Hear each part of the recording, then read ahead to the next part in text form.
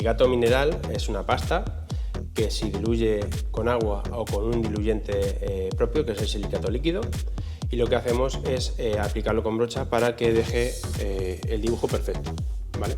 Que es una estética como de claroscuros. En cambio, cuando hacemos el sol silicato, es una pintura híbrida, es una tecnología nueva, se llama nanopartículas, que lo que hace es que podamos utilizar un rodillo en superficies más grandes. O sea, sería más fácil de aplicar, digamos, o menos laborioso, digamos. Es menos laborioso y menos técnico. Lo puede hacer cualquier persona con un rodillo en condiciones. Perfecto. Por lo tanto, resumiendo, Canaria Premium para los silicatos normales. Exactamente. Y un rodillo para los silicatos híbridos. Exactamente. Perfecto. Muchas gracias, Javier. Vale.